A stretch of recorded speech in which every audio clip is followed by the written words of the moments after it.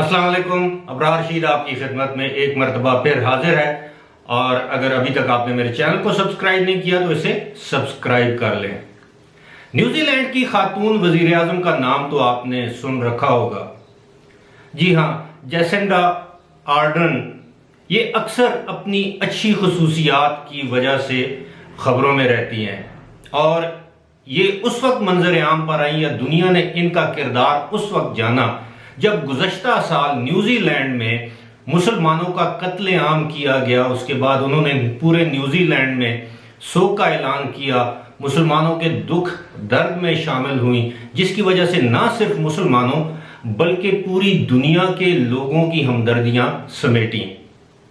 अब दोबारा वो अच्छी खबरों की वजह से दोबारा खबरों में है, यानी अपने एक अच्छे इकदाम की वजह से दोबारा खबरों में है और उनकी पूरी दुनिया में सोशल मीडिया पर तारीफ की जा रही है। हुआ ये, आज के दिन यानी हफ्ते के दिन वो नाश्ता करने एक रेस्टोरेंट में गई और हुआ ये कि उनको रेस्टोरेंट के दरवाजे पर रोक दिया गया। वो इस वजह से रोक दिया गया कि रेस्टोरेंट के मालिकान या मैनेजमेंट का ये कहना था कि कोरोना वायरस की पाबंदियों के बायस रेस्टोरेंट में गुंजाइश फुल हो चुकी है। अब वो रेस्टोरेंट के अंदर नहीं जा सकती, उनको इंतजार करना पड़ेगा। और ऐसा ही हुआ। वो यानी न्यूजीलैंड की वजीर आजम ने अपनी बारी का इंतजार किया। ये खबर जंगल की आग की तरह न्यूजीलैंड के सोशल मीडिया पर वायरल हो गई और उसके बाद उनका ये कहना था कि उन्हें इंतजार करने में कोई कबाहत महसूस नहीं हुई, बल्कि वो इंतजार करना उन्हें पसंद आया, यानी रेस्टोरेंट में जाने का इंतजार करना। अब हुआ ये कि जब कोरोना वायरस की वबा पूरी दुनिया को अपनी लपेट में ले रही थी तो न्यूजीलैंड के वजीर आजम ने मार्च के महीने में पूरे न्यूजीलैंड में मुकम्मल लॉकडाउन का ऐलान कर दिया। इसकी मुखालफत उनको न्यूजीलैंड की अपोजिशन की तरफ से भी हुई और पूरी दुनिया के मुख्तलिफ ममालिक की तरफ से भी उनकी मुखालफत हुई कि ये क्या वजह है, इतनी खौफजदा क्यों हुई कि इन्होंने पूरे न्यूजीलैंड को लॉकडाउन कर दिया। लेकिन इस खातून वजीर आजम का ये दावा था, ये कहना था कि अगर आज मैंने ये कदम ना उठाया, इंतहाई कदम ना उठाया, तो न्यूजीलैंड के लोग ना सिर्फ इस बीमारी का शिकार होंगे बल्कि बड़ी तादाद में अमवात का शिकार भी होंगे और वो ऐसा नहीं चाहती। और बतौर न्यूजीलैंड के वजीर आजम ये उनकी जिम्मेदारी है कि वो अपने लोगों की जिंदगी और सेहत की हिफाजत करें। और यही हुआ, उन्होंने लॉकडाउन किया, किसी किस्म की खुराक की किल्लत वहां पर पैदा नहीं होने दी, लोगों को किसी किस्म की मुश्किलात का सामना नहीं होने दिया। और बिल आखिर हुआ ये कि उन्होंने अप्रैल के तीसरे हफ्ते में लॉकडाउन नरमियां करने के बाद मुकम्मल तौर पर उठा लिया। आज न्यूजीलैंड में कोई लॉकडाउन नहीं है, अलबत्ता पाबंदियां जरूर है कि आप रेस्टोरेंट में जाएंगे, समाजी फासला रखेंगे, आप एहतियाती तदाबीर अपनाएंगे।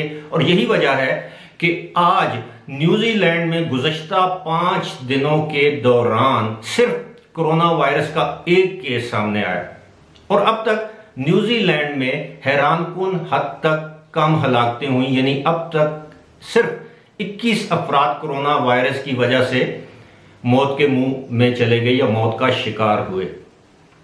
अब आप देखें, मुवाजना करें न्यूजीलैंड की इस खातून वजीर आजम का हमारे इलाके के, हमारे ममालिक के वज़राए आजम या लीडर हजरात के साथ। एक खातून होने के नाते उन्होंने ये साबित किया कि कायदाना सलाहियतों के लिए खातून या मर्द होना ज़रूरी नहीं बल्कि कायद होना ज़रूरी है। और कायद के लिए ये जेंडर कोई मायने नहीं रखता, यानी आप खातून भी हो सकती हैं और आप मर्द भी हो सकते हैं। लेकिन इसके बरक्स हम पाकिस्तान में देखते हैं, हमारे वजीर आजम एक दिन एक ऐलान करते हैं, दूसरे दिन यू टर्न लेके दूसरा ऐलान करते हैं। एक दिन लॉकडाउन कर देते हैं, दूसरे दिन खोल देते हैं, एक दिन नरम करते हैं, दूसरे दिन उसको स्मार्ट लॉकडाउन का नाम दे देते हैं। कभी कहते हैं कि कोरोना वायरस से पाकिस्तान को कोई खतरा नहीं, कभी कहते हैं कि ये वबा बढ़ सकती है पाकिस्तान में।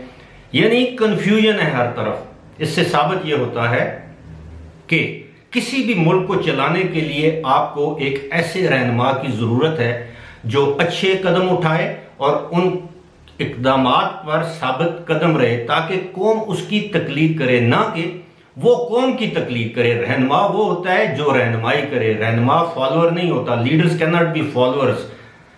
अब इस सूरत हाल में आप मुझे ये बताएं, अगर यही मामला पाकिस्तान के वजीर आजम के साथ होता, उसको किसी रेस्टोरेंट में जाने से रोक दिया जाता, वजीर आजम तो दूर की बात, पाकिस्तान की किसी डिप्टी कमिश्नर, किसी थानेदार के साथ ऐसा होता कि कोई रेस्टोरेंट का मालिक उसको रोक देता कि आप इस रेस्टोरेंट में नहीं जा सकते, कि वहां पर गुंजाइश नहीं है। आप खुद सोचें, उस रेस्टोरेंट का और उसके मालिक का हम लोग, हमारी इंतजामिया, हमारे हुक्मरान, हमारे पुलिस के अफसरान क्या हशर करते।